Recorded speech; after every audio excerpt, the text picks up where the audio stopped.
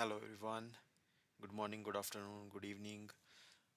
So we are at day 6 of our IELTS training, and I did couple of tests yesterday and it was not very satisfactory, but my goal is to complete all the lectures that we have to complete by like within another 15 days, and then rest 10 days, 10 to 15 days that I will be having in my hand before my exam, that will be only focused on complete exams. So I will be doing multiple tests after that, but first of all let's uh, do the practice reading and writing and everything, right? So let's go through the course material, and then I will practice more on actual, like, performing the exams, mock exams, and then proceed further. So today the goal is to start with written lectures. So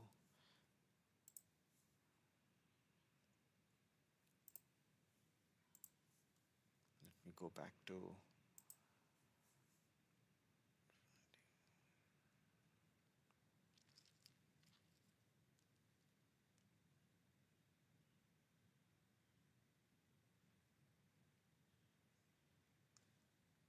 yeah.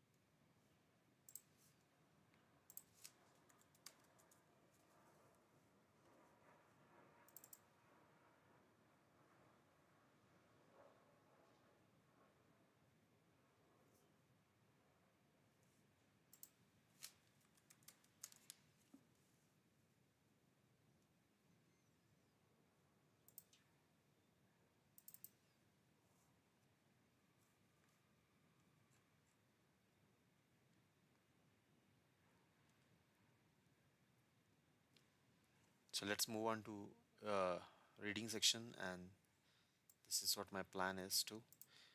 Let's start with lectures from section 13 and 15 today.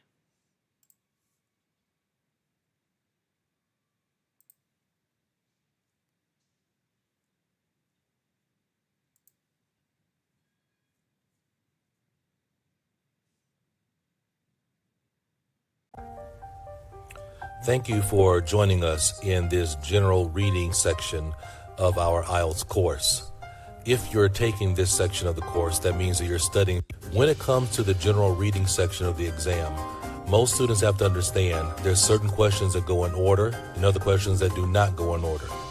We're going to help you learn how to manage the reading section so that you're able to finish every single reading section of the exam in under 20 minutes and with a high rate of success. Thank you very much.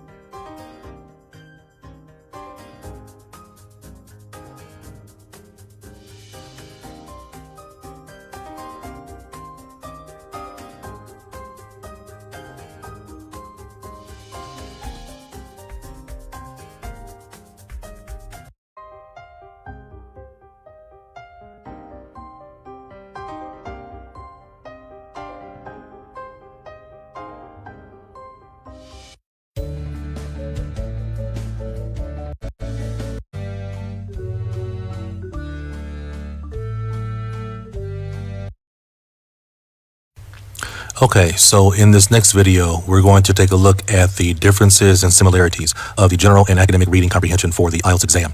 When it comes to the IELTS exam for the reading comprehension, it's basically the same when it comes to the general and the academic. Some students believe that the general exam is very different than the academic exam when it comes to the reading section, but actually it isn't.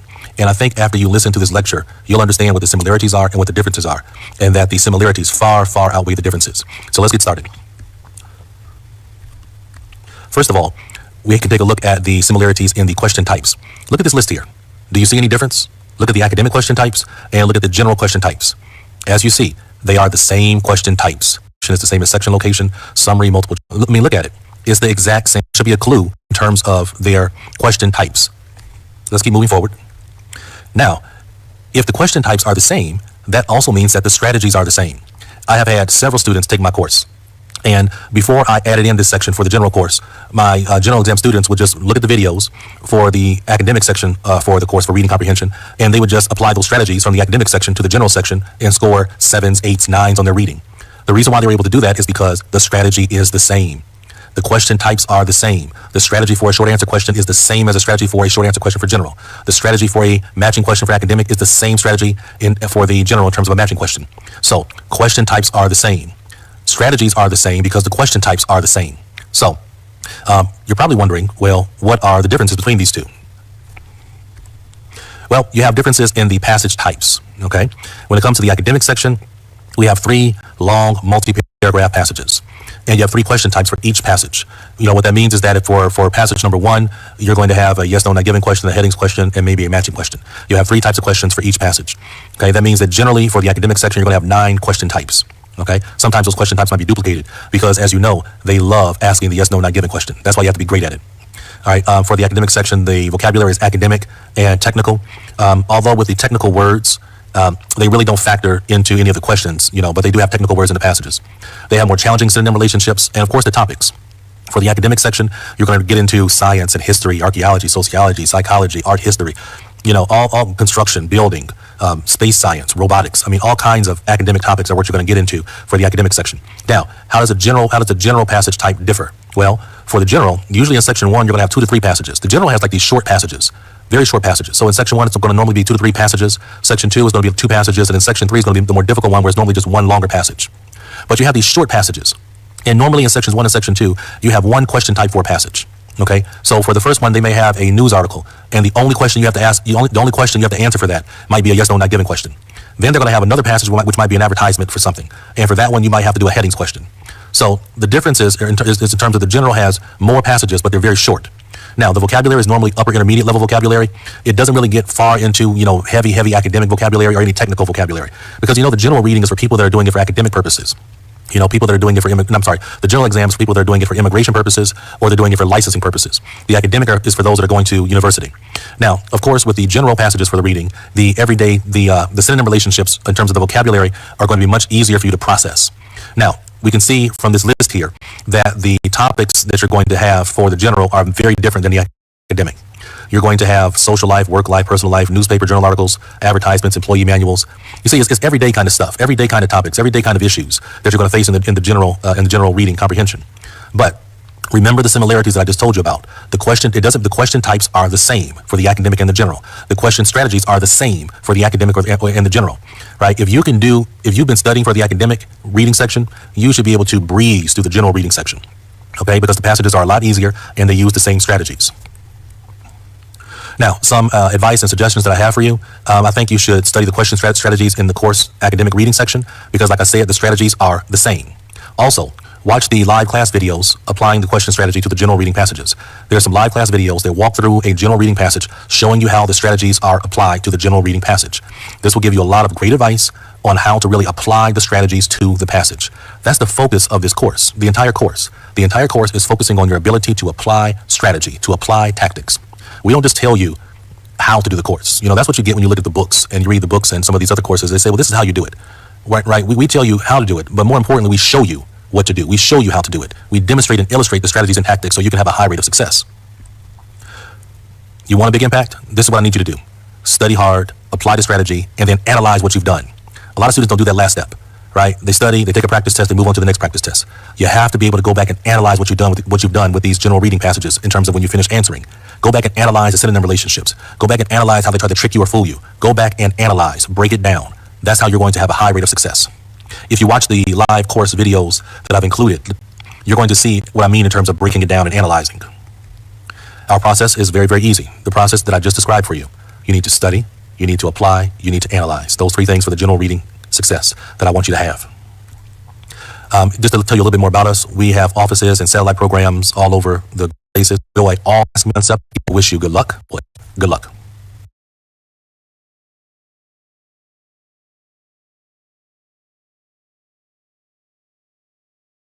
Okay, and welcome to the general reading section of the course. As you know, in this section of the course, we're going to be going through the specific analysis and specific strategies for each question type.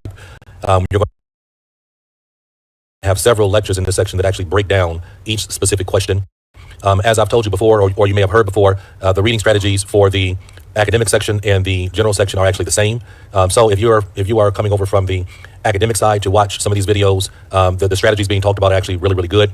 And sometimes when you're first learning about the Ielts exam, and you're just being introduced to the reading section, even if when you're an academic student, right? When you're an academic student, one moment while we get rid of that little box. When you're an academic student, sometimes you're thinking about how to do the yes no not given question, for example, and sometimes it's actually easier to be introduced to it through the general reading, because the general reading is actually a little bit simpler than the academic, but it gives you a good introduction to strategy and tactics, because sometimes that's the first thing you're focusing on, strategies and tactics, before you really get into the complexities of a reading passage. But anyway, in this very first video, the only thing I'm going to talk about in this first video are the different question types that you're going to see on the general reading or the academic reading.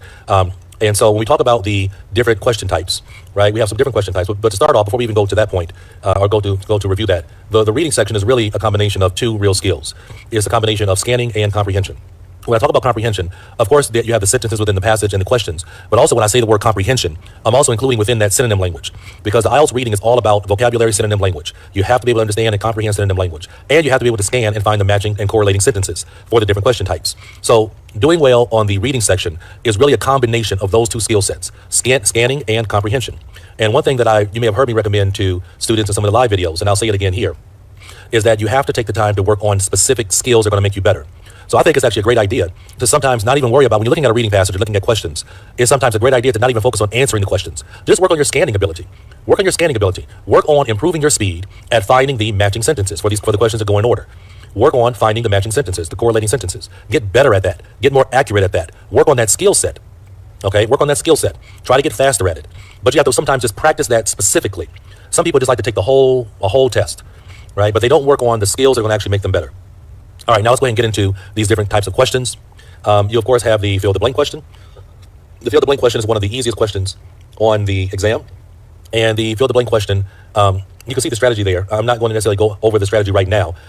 When we go over the specific questions in different passages, I will be going over strategy and going through 1 through 6 and what that means. But we have our fill the blank question, which is one of the easiest questions. It goes in order. You have your sentence completion question on the right side. As it says there, it goes in order mainly. And I say that because I've seen a situation before, I can't recall it specifically, where it didn't necessarily go in order. It may have been one of those situations where you have two questions in the same paragraph and they have them inverted. But I say mainly, but I would probably say like 90% of the time from what I've seen and observed and going through all these passages is that they go in order.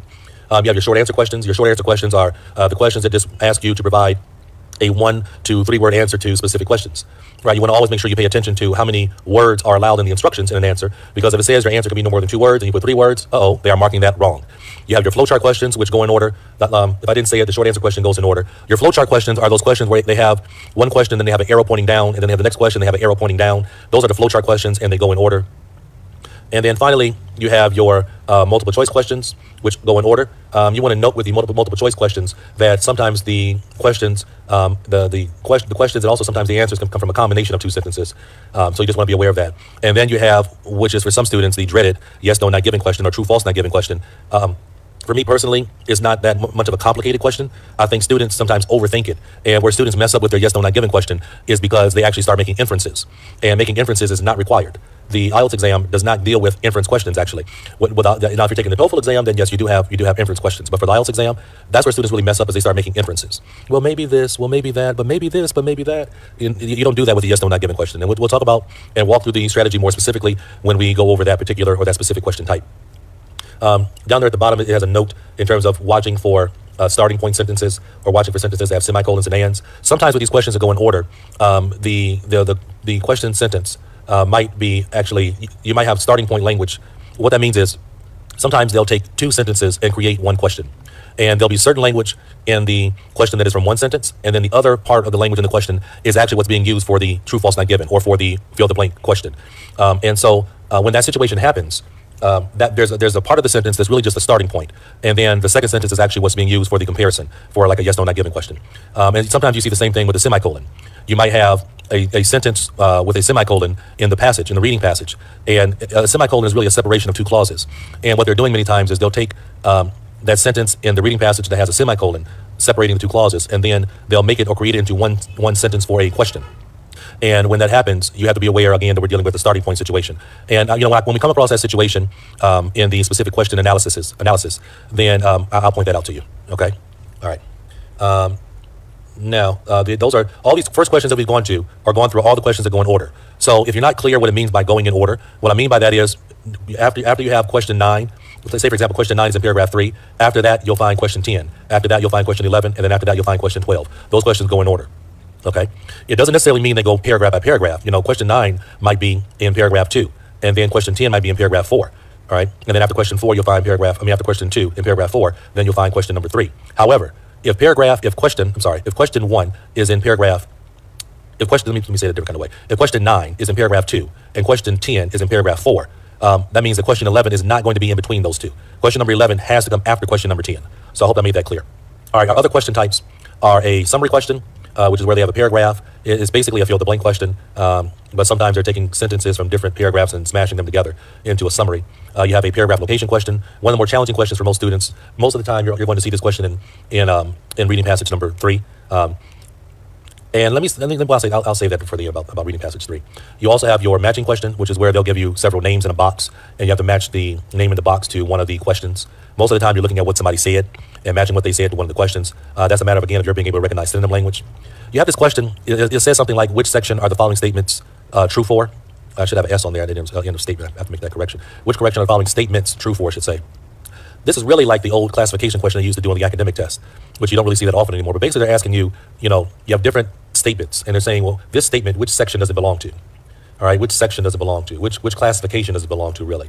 That's the way I think about it. I mean, I'm not sure if you've heard it thought about differently, but for me, in my mind, that's what it seems like they're doing here. Then you have your headings question, and you have your which section contains the following. This is the same as the which paragraph has the following. It's a paragraph location question. It's just worded differently. And the last thing I was going to talk about, I started talking about it, but then I stopped talking about it, is dealing with section 3. Section 3 on the general reading test. Section 3 really is a reading passage that's the same almost as the academic. All right, it's at the same difficulty level at the academic. So if you're an academic student and you want to use some extra practice, look at some of these section 3s from the general reading test, because those have the same difficulty level as the academic test. And so I wanted to say that about section 3. The way it works on the general reading is section 1 and section 2, I would say are much, much easier than the section 3, right? They're much easier. The passages are shorter. They're not as dense, and they're much more easy to manage. So sections 1 and 2 can actually be a breeze for you if you know what you're doing.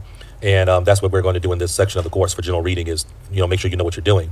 And then when you get to section 3, you have to do something that's more on the level of the academic test. Okay. And the reason why they do that is they have to be able to separate a student that's an 8 or 9 from a student that is a 5 or a 6. A student that's a 5 or a 6 is going to have a hard time doing section 3. A student that can get a score from a 7 to a 9 is going to be able to more manage the difficulty level in section 3. So that's why section 3 is harder. It's harder because the test makers have to be able to separate the students. If all the sections were the same, if section 1 and if section 3 were the same difficulty level as sections 1 and 2, well then how are you going to know the difference between a 5 student and a 7 student? Right? They do things to be able to separate students by their levels. That's why it's done that way. Okay?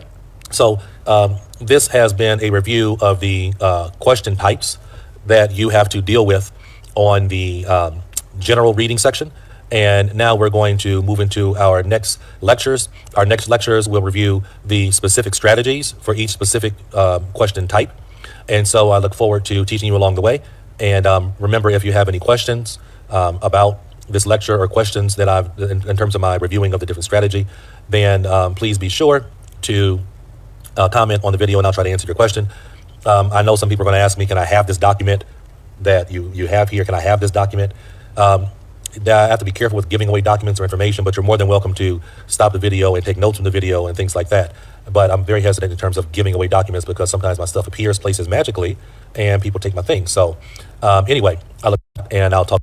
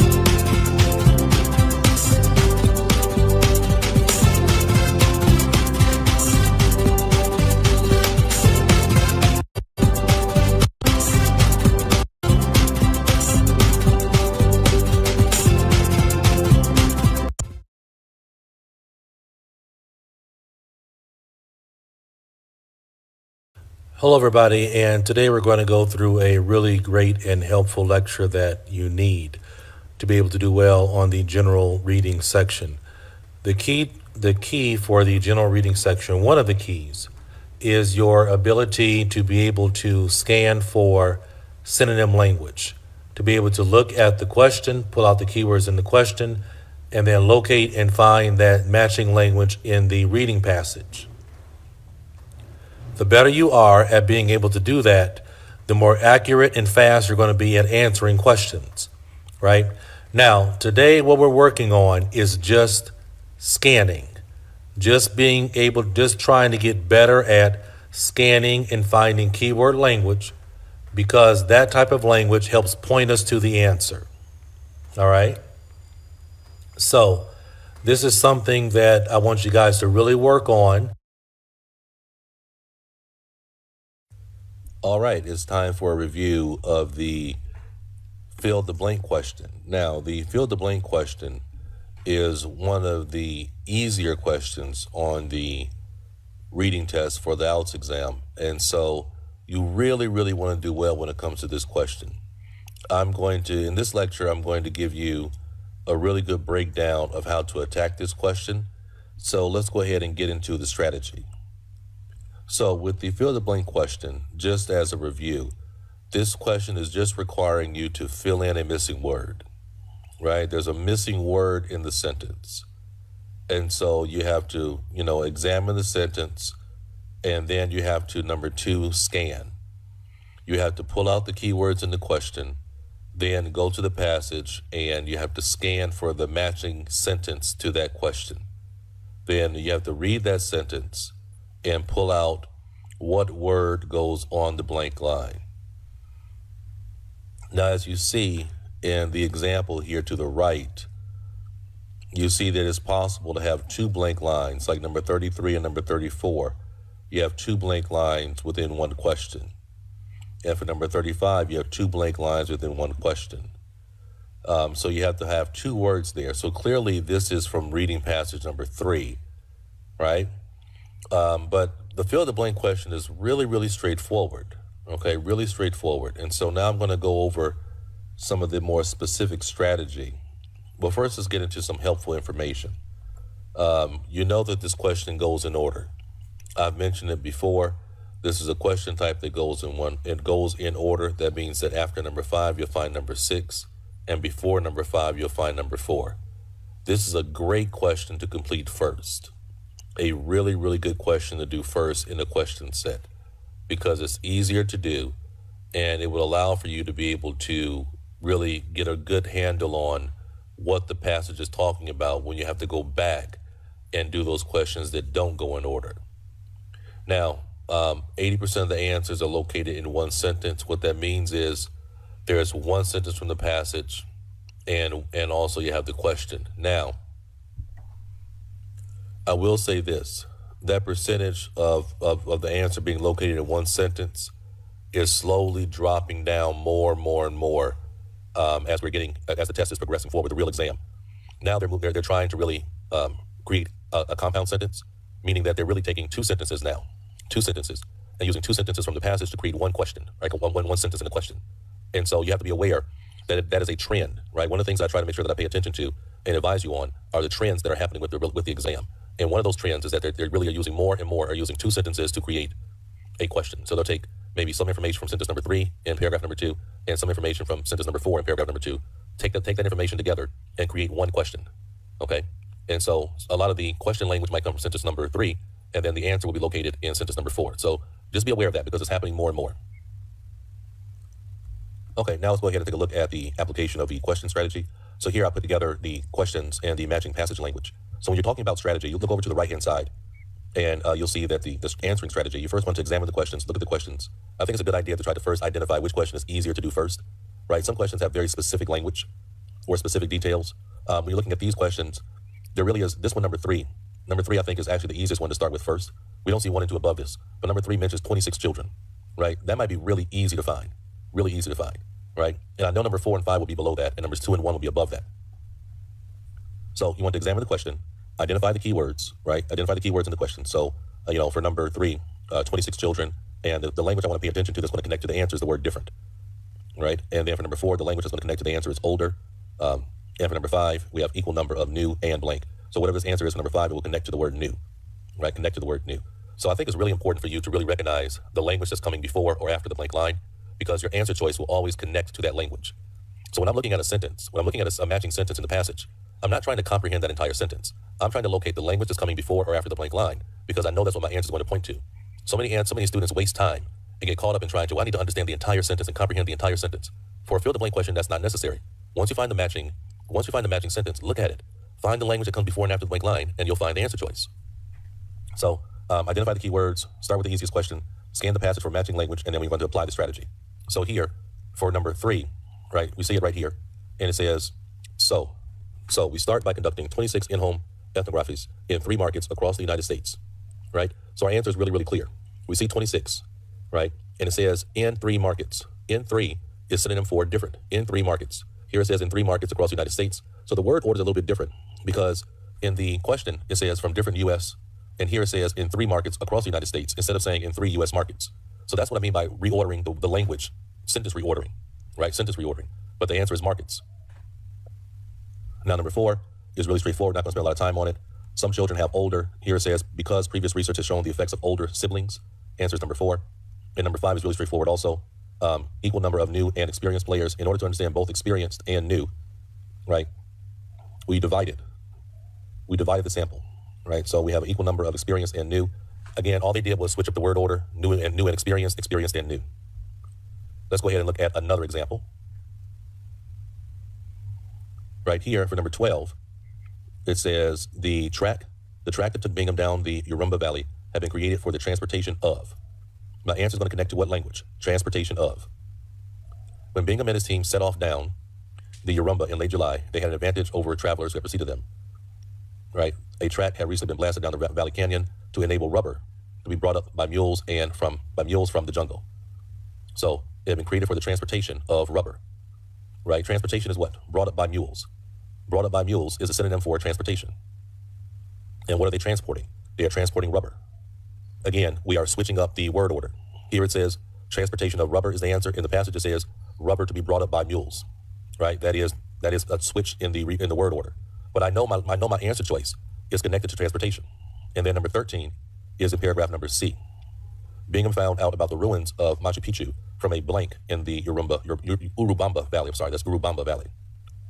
His companion showed no interest in accompanying him up the nearby hill to see some ruins that a local farmer had told him about the night before. Right? So he found out about the ruins from a farmer. You have to put the answer as farmer. Look at the directions. That's why directions are important. Directions say what? One word only. So on your answer sheet, if you write local farmer, you are wrong. You are marked wrong, right? Because you did not read the directions. All right, here's another example. Early humans use a material called blank to make the sharp points. From our earliest origins, man has been making the use of glass. Right? Historians have discovered that a type of natural glass, obsidian, formed in places such as the mouth of the volcano as a result of the intense heat and melting sand, was first used as tips for spears. Right? So we have numbers 1 and 2 in one sentence together. Right? Earliest humans use a material called what? Obsidian. A material called obsidian to make sharp points of their spears. Tips, sharp points, tips, sharp points. All right. And number 3, 4000 BC, blank made of stone. Right. So it says archaeologists have even found evidence of man-made glass, which dates back to 4000 BC. This took the form of glazes used for coating stone beads. Right. So the beads, right, the beads are made of stone. The beads are made of stone. That means answer number 3 is beads. So you see the way this works. You're connecting language, you're connecting answer choices to the language that's located before or after the blank line. Right? And here you can look at this one also, right? For this one, just really stop the tape for a second, stop the lecture for a second, and look at 7, 8, and 9, read the question for 7, read the question for 8, read the question for 9, and then try to look at the highlighted language for 7, 8, and 9, and see if you can look at the connection. See if you can see the connection to the answer choice, which is highlighted in black. Right? For example, number 7, a subjective definition of antisocial behavior. The official definition says that antisocial behavior. So antisocial behavior, the answer is definition. Right? Now it says here, the official, and it says what? The legal definition is also widely inclusive. The legal definition. The legal definition is a synonym for official, right? So it says a subjective definition, but then it says it's the legal definition is also, right? So that's our synonym language. And you see they're using a semicolon here, which means we have two independent clauses. So they're taking language from the first clause and the second clause. The words legal definition or synonym for the official comes from the second clause. But our answer choice that we put on the blank line is definition, because it's a definition of antisocial behavior, right? So that's the way that works. Look at number 8. Number 8 says, along with swearing and destruction of public or private property, making blank noise is considered antisocial behavior. This includes, among other things, foul and abusive language. That's synonym for what? Swearing, threatening behavior, shouting, disorderly conduct, vandalism. Right? All of that is what? Destruction of public or private property as a result of drug or mis alcohol use, graffiti, and noise which is excessive. Right? So we're talking about what? Making excessive noise. Noise which is excessive noise. Noise which is excessive noise. You see how they're playing around with the word order here. All right, those are the kind of things you have to be careful with when it comes to a fill the blank question. You have to watch for that language as before and after the blank line, because that's what the answer is going to connect to. Now, in the upcoming lectures, we're going to do full passage application of the strategy. So you're going to really see how we scan for the matching sentence and apply the strategy. Okay, take care, and I'll talk to you soon.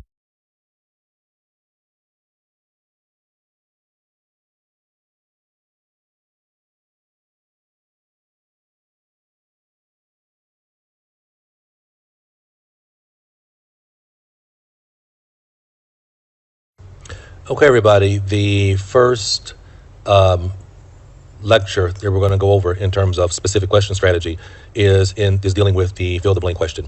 So before we get into the passage and I demonstrate for you the application of the strategy, let's first look at our strategy summarized page and look at the strategy for the fill the blank question. As you can see, it's right over here in this area right over here on the left hand side, and I'll highlight it for you so that you can see where I'm talking about. Right, so and for the fill the blank question, number 1, it goes in order. That's great, because if you know where question number 2 is, you know that question number 1 is found above that, and question number 3 is found below that. So knowing that the question goes in order is a big help in terms of you're going quickly through this type of question. You want to read through the questions and spot the easiest to do first. What I mean by that is look for the language that's going to be easiest to find. Names, dates, scientific words, phrases. Some of those are going to be very easy to find, or words that don't really have synonyms. You want to go through, and the reason why you do that is, as we said earlier, the questions go in order. So let's say, for example, if I'm doing question number 4, I decided to do question number 4 first, and it has really easy language to find, like it has a name and a date. If I find question number 4 in paragraph number 3, that's great to know, because now I know, well, questions 3, 2, and 1 are in the above paragraphs 1 and 2, and then question 5 is below that. Question 5 and 6 are below that in question 4. And that really, because I can find that question so quickly, that really helps me then locate where the other questions are and be able to answer quickly and move through this question. So you want to underline, I'm at number 3 now. Underline the keywords in the questions. You want to scan and find the matching sentence to your first easiest question. Now, let me say this before we get to number 5. You want to make sure that when it comes to, after you finish step number 4, and it comes to being ready to answer the question, pay attention to the language that comes before and after the blank line, because that's the language that your answer will be connected to. All right? Pay attention to the language that's before and after the blank line, because that's where the answer will come from. Now, once you find the language in the passage sentence, when you look at the passage sentence and you're looking for the answer, what I'm doing is I'm looking in the passage sentence and I'm looking for the language that comes before and after the blank line. Once you find that language, then you're able to find the answer directly and write that answer down. A lot of students think they need to understand the whole sentence and find the meaning of the whole sentence, and you're not looking for the right thing. You're not looking for the answer, right? You're trying to process the sentence, and sometimes that's why you're going slow. Just find the matching synonym language to what's before or after the blank line, and there's the answer. It's unnecessary to process the whole sentence and the meaning of the whole sentence. So as I am going through this reading passage and demonstrating for you how this strategy is applied, you'll see what I mean, and you'll see how this works. Okay, so let's go ahead and move forward. So we're looking at this reading passage, and this reading passage is from book number 12. It's from book number 12. So if you have book number 12, which you should have, I recommend that you always get the books. And if you have book number 12 and you want to do it on your own and then compare it to my analysis, you should go ahead and stop the tape right here and do this reading passage from book number 12. And then you can come back and check your answers and also have the analysis so you can be able to see what you're doing. Okay, so let's go ahead and go down to, now it's not necessary for me to read this reading passage. Okay, some people say, well, I want to read the passage first and then answer the questions. You're wasting time. You're wasting time. Okay, the questions are going to give you the direction in terms of what you should read and what you should be scanning for. Otherwise, you're just reading, but you're not reading with purpose. You're just reading so you can get your own general understanding, and you're wasting clock. And when, in terms of this course, I'm all about efficiency, not wasting that clock, getting through it so you can get a high number correct. All right, so now we're dealing with a fill the blank question. So first thing we're going to do is we're looking at this question, these questions, and we're saying, well, which ones are going to be some of the easiest to do first? And really, this is something that's a little bit different with the general exam because, these questions are questions 15 through 20. And when you're dealing with section 1 or section 2 from the general reading section, is really, really easy. Sometimes, because the passages are so easy, they don't have any kind of language that really can maybe help you out in terms of, well, which one should I do first? So when I'm looking at 15 through 20, none of these really have any language that jumps out at me that I would do first. So I would probably just start trying to look for number 15 first. If we were dealing in section number 3, you would definitely see language in questions that are going to be easiest to find first. But let's go ahead and first start looking at what are the keywords in question. All right, so we definitely have will help. All right, that's important, and also places and advertise. Right, that language is going to be really helpful for that one, for that question. For number 16, something that belongs to your customers, right, and also how they feel about it, right, how they feel. Right, for number 16, we're looking at forms of advertising, and we're looking at also at, in terms of our keyword language, looking at potential customers. Excuse me. And for number 18, we're dealing with something about useful, and also about business. Right, this is the language that when I'm highlighting this language, or I'm underlining this language. Let me explain to you what I'm doing. I'm doing two things. I'm highlighting language that will help me find the sentence, and I'm also highlighting language that points to the answer. Okay, so we're looking at two things here. Language that will help me find the right sentence, and language that will help me to point towards the answer. All right, so in our next one, we're looking at measuring the effects, and we're also looking at something that it can give you. And then for number 20, success and depends on, right? So if you're doing the test and you're doing it on paper, you could really underline this language because underlining this language will really help you in terms of being able to do two things. Know what language points to the answer, and also language that will help you in terms of locating the right sentence. Okay, so first one we're looking for is something that will help you to discover effective places to advertise. Effective places to advertise. All right, so we can see right here, it says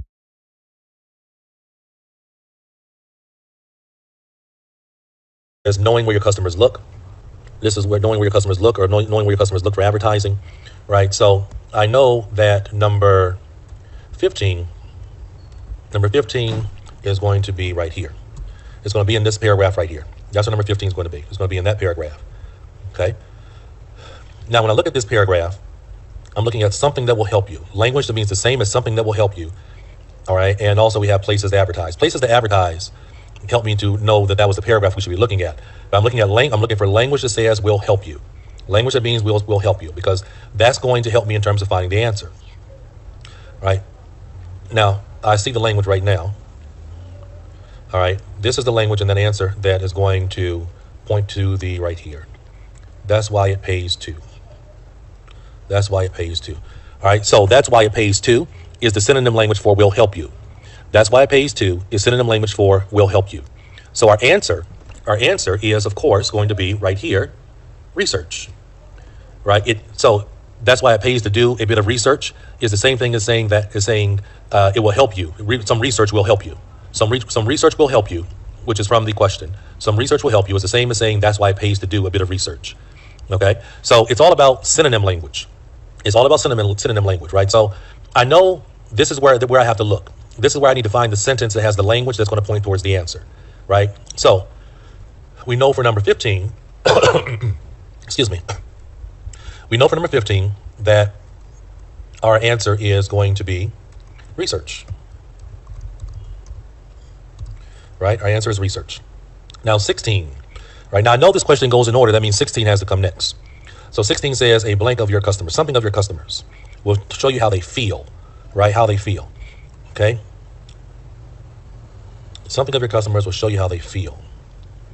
All right, now this is in section 2, I believe, and these questions are going to go in order. So that means number 16 is most likely going to come from this next paragraph, 17 from this next little paragraph, 18 from this next little paragraph. Because as I said, sections 1 and 2 are going to be really, really easy to do if you know what you're doing. Okay? So we're looking for language that talks about how they feel. All right, and I'm going through it very quickly, looking for language that means feeling. All right, and I have found it. Language that means feeling. Okay. What they like and what they don't like. All right, that's language that means feeling. Okay, that's the sentence I'm looking for. This sentence right here is telling me about how they feel. All right, so then I am looking for something that is for my customers or something being done to my customers, a blank of your customers, right? A blank of your customers. And we see it, I saw it earlier right here. Right here we have of your customers is right here. And we have the language survey of your customers. All right, so survey is going to be our answer choice. All right, and so we can see that number 16 was right here. And I'm showing you that because just to show you that how things are going in order, that this question goes in order. All right, so a survey. Survey is our answers, a survey of your customers. Now, some people may ask me, or probably going to ask me and say, if they say, what could the answer be a simple phone? It says a simple phone or email survey, right? A simple phone or email, that's just a description of the type of survey. The answer is survey. It could be a phone survey or email survey, but the answer is a survey. All right, so you wouldn't put a phone or simple phone because it's not talking about a phone call. A simple phone survey or email survey, but the core answer is survey. Okay, and that's all you would put as your answer choice. Also, because what do the directions say? The directions say what? The directions say one word only. One word only. So if you go ahead and put email survey, you know what? That's wrong. If you put phone survey, that's wrong. You can only put one word. All right, let's keep going. Next, we're dealing with something with forms of advertising. The answer is connected to forms of advertising, and we're talking about something that's going to make the potential customers find you. All right, make sure your customers know you're there. This is talking about finding. That means that number 17 is going to be in this paragraph. All right, so forms of advertising. All right, so here are forms of advertising right here. Our forms of advertising are right here. Look, print, press, email, blah, blah, blah. Those are forms of advertising. Okay, those are forms of advertising. Let's look at the question again. It says a blank of forms of advertising will make it more likely that potential customers will find you. So something's being done to the advertising, right? Something's being done to the advertising to make it more likely that they'll find you. Okay, and here's our answer right here. Our answer is right here with mix. All right, there's our answer right there. And your chances of being seen is a synonym language for will find you. Okay, but using a mix of these forms of advertising increases your chances of being seen. So you see, it's a lot of synonym language. It's a lot of synonym language, right? But a mix of these things, print, press, and so forth and so on. Now, one thing that you'll see also here is they have the order differently. They have the order differently from the question. If you look at the question says a blank or a mix of forms of advertising. When you look at the passage, they give you the advertising, the forms of advertising, and then say, and using a mix of these, right? So they reverse the word order from the question. Again, they're doing that to challenge you in terms of your English processing ability. All right, but you have to be able to recognize that the answer is mix.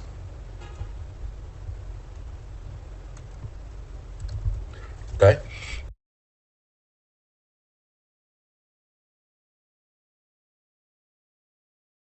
Let's move on to 18. If you can, provide customers with useful blank about your business. Useful, that's going to give me the answer about your business. Okay? Useful about your business. All right, so I know if we're following the right pattern, and it looks like we're going to have to, because it looks like they're putting, again, this is from the general exam, and it looks like they're putting the each question in a different heading section, right? So we have 18 right here. That means 19 is going to be here, and 20 is going to be in the last paragraph. It looks like they're just following that pattern, okay? I know, we know it goes in order. Okay, it looks like it's going in order and they're going section by section. And it looks like what they did was they pulled out a question sentence from each of these different sections. One thing they like to do on the IELTS exam is they like to use all their paragraphs, use all their sections. They don't like to have something that's just wasted. Okay, all right, so for this one, we're looking for language that means, in this paragraph, I'm looking for language that is, it says, provide customers with useful. Okay, I think also that this other language is important, provide customers with useful. That's actually the most important language. This language about your business is not really that important. Provide customers with useful. That's really what's important here. All right, so when I'm looking here, this paragraph I'm looking for, provide customers with useful. I'm not looking for that exact language. I'm looking for synonym language. And here's the language right here. And if possible, send. Send them. Send them. If possible, send them. If possible, send them is synonym for what? Provide your customers with useful, right? Provide customers. If possible, send them. You see how they're using reference pronouns? You see how they're using synonym language, right? So what's the answer? What's the answer? The answer is, of course, updates. That's our answer, updates. What are you going to send them, right? You're going to provide the customers with useful. I'm going to send the customers updates. Here we see useful. There's our language useful right there. Provide, synonym for send. Use, helpful, synonym for useful. Right? See the synonym? That's the synonym language. It's all about understanding the synonym language. There's our answer right there, updates. Again, they're playing with word order. The word order in the question is in a different word order that's in the passage, but none of that matters because I know what language connects to what's before that blank line. Useful is the same as helpful. What is helpful in the sentence? The word updates. That means updates is the answer.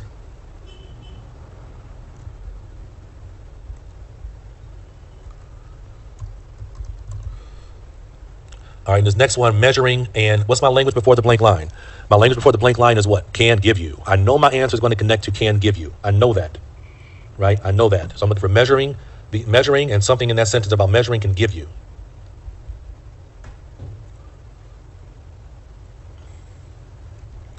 All right, there's our language. There's our language for measuring right here. Right, but that doesn't necessarily mean that's the sentence where my answer is. All right, when I see them talking about measuring advertising, that tells me that could be a starting point sentence. Okay, that's a starting point sentence, but that's not the matching sentence for where the answer is going to come from. The sentence where the answer is going to come from has to have language that means the same as can give you. Can give you. That's what we're looking for. Can give you. All right, and this one is a little bit tricky. This one is really, really tricky because they're using a phrasal verb here. Right here it is. Right here. Throw up. I can't believe they really used that one. That's not even common, but they used it. Throw up some information, right? So it says, you never know. It just might throw up some information that can change your business for the better. So what? Throw up some information. Throw up some. Throw up some is like the same as can give you. All right. Throw up some is the same as can give you. And that phrase, throw up some, that might be a British English phrase and not an American English phrase. I really don't use that in American English, or maybe it's an Australian English, or I'm not sure. But throw up some information the same as can give you. Okay, but that's our synonym match there. Okay, so you see the language with measure is our starting point, but there's nothing in here in that sentence that has anything about can give you. That's just a starting point. So I'm going to start from that point, and I'm going to look for language that means the same as can give you. If you notice, I didn't even try to read and process all those sentences. I'm looking for my language. I'm looking for my language that's going to point me to the answer. That's what I'm doing to move quickly through it. Okay, that's what I'm doing to move quickly through it.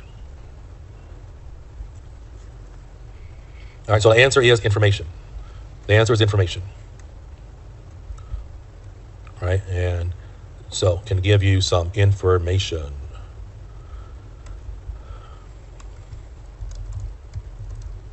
Okay, and finally, success depends on. Success depends on.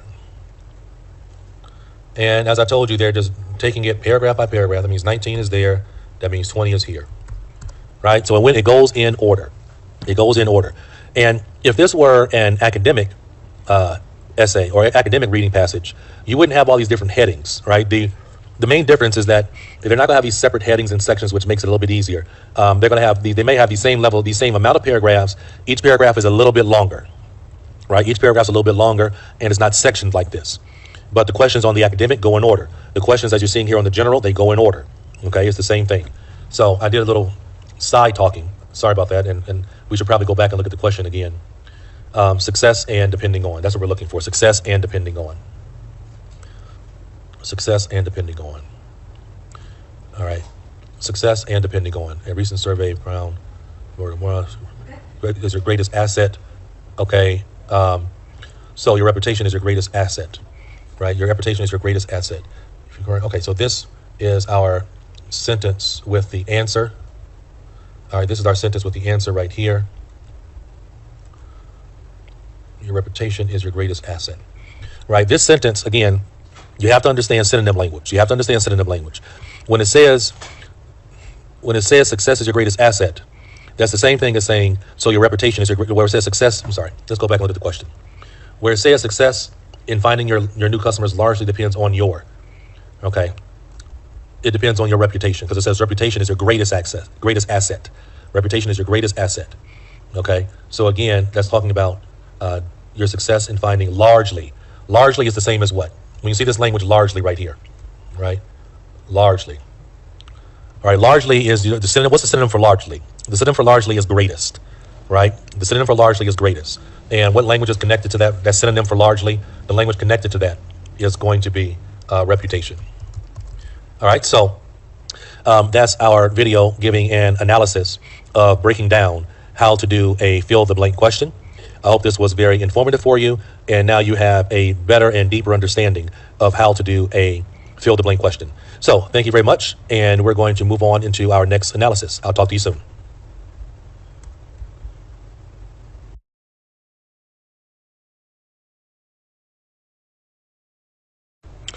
Hello there, and welcome to another video in this lecture series of specific question strategy review.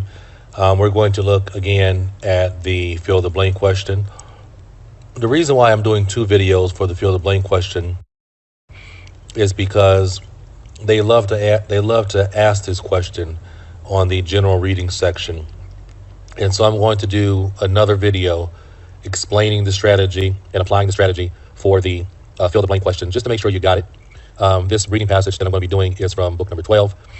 You should have book number 12 already. I recommend buying book number 12 and book number 13. Those are the latest books for the exam. And you should stop the take now if you want to do it yourself, and then come back and listen to my analysis of the strategy and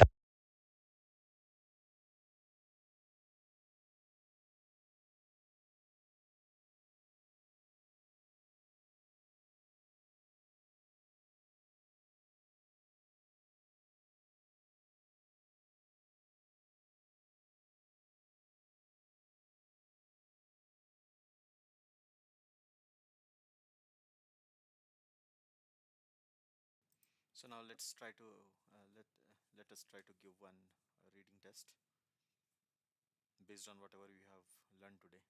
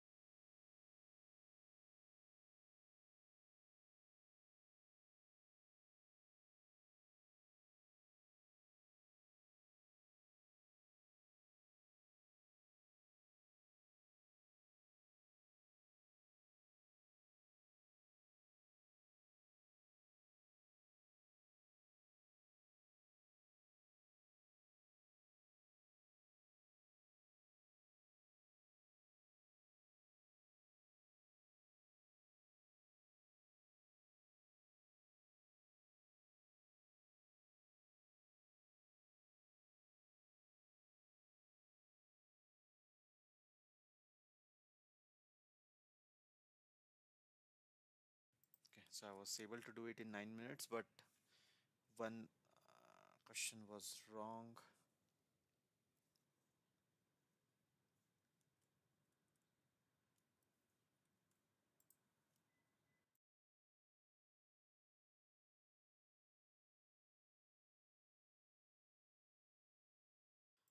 Okay, the fourth one, carrot generated actually by the Dutch. So China to Europe.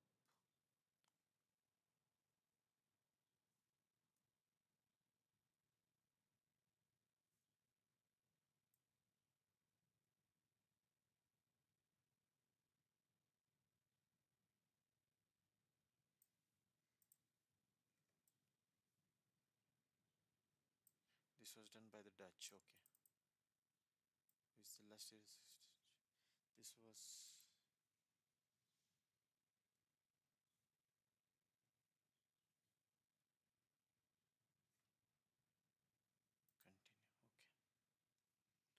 Okay, okay, Okay, moving forward, we're going to now. okay. Thanks everyone. So let's continue in part two for uh, other lectures. Thank you.